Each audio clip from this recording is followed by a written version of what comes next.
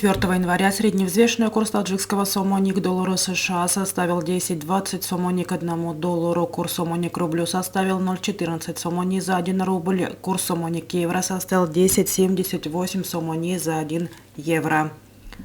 Средние курсы продажи наличной иностранной валюты в кредитных организациях Таджикистана составляет 1 доллар США от 10,20-24 до 10,23 сомони, 1 евро от 10,78-80 до 10,98 сомони, 1 российский рубль от 0,1425 до 0,1450 сомони. В Таджикистане вступил в силу закон об электронной торговле после его публикации 29 декабря в официальном печатном органе правительства страны. Данный документ регулирует электронные сделки, осуществляемые с применением информационно-коммуникационных технологий. Одной из главных целей подготовки и принятия этого закона его разработчики называют защиту прав и интересов участников электронной торговли. Ранее, в октябре минувшего года, директор Национального центра законодательства при президенте республики Иззатулло Саидзода во время представления законопроекта депутатам Нижней палаты парламента отнес к преимуществам электронной торговли быстрый доступ к информации, сравнительно небольшие расходы, отсутствие административных барьеров и прочее. К преимуществам для потребителей он перечислил круглосуточное функционирование, равную географическую доступность, возможность для экономии времени, секретность покупок и другое.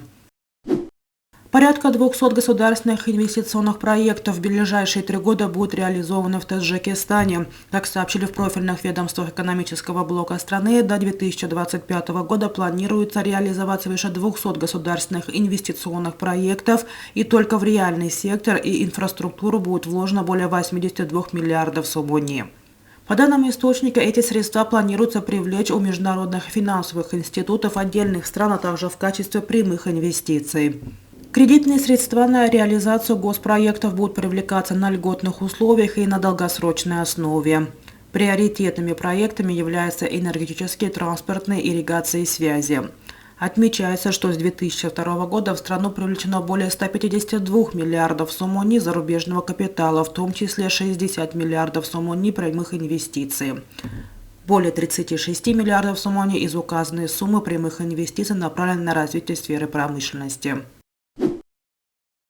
Министерство энергетики и водных ресурсов правительства талибов в Афганистане продлило контракт с Узбекистаном на закупку электроэнергии еще на год. Как сообщает Толо Ньюс, исполняющий обязанности министра Абдул-Латиф Мансур посетил Ташкент 2 января.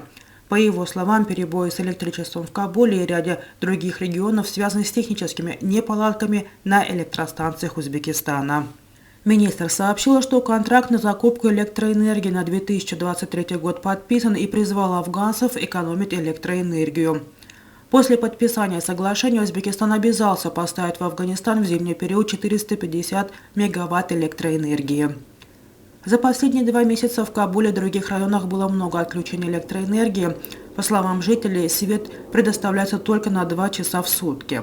По данным Национальной энергетической компании ДО «Афганистан Брешная Ширкат», Узбекистан по контракту на 2022 год должен поставить 2,2 миллиарда киловатт-часов электроэнергии. Стоимость контракта оценивается в $100 миллионов в год. Болгария получила доступ к терминалам сжиженного природного газа и газотранспортной сети Турции в рамках долгосрочной сделки, которая поможет Софии заместить поставки, ранее осуществлявшиеся России. Государственная газовая компания Болгария, Булгаргаз и турецкая газотранспортная Боташ подписала во вторник, 3 января, соглашение сроком на 13 лет. Документ принят в Софии в присутствии руководства 2 компаний, а также министра энергетики и технического правительства Болгарии Арасена Христова и министра энергетики и природных ресурсов Турции Фатиха Донмеза. По словам Христова, соглашение решает проблему отсутствия в Болгарии достаточной инфраструктуры для разгрузки СПГ. Благодаря этому соглашению мы обеспечиваем возможность покупать газ у производителей по всему миру и разгружать его на турецкой территории, отметил он. После этого по сети Боташ сырье будет подаваться в Болгарию. До полномасштабного вторжения Российской Федерации в Украину Болгария была почти полностью зависима от российского газа. Нынешняя сделка предусматривает поставку Софии до 1,5 миллиардов кубометров природного газа в год с территории Турции.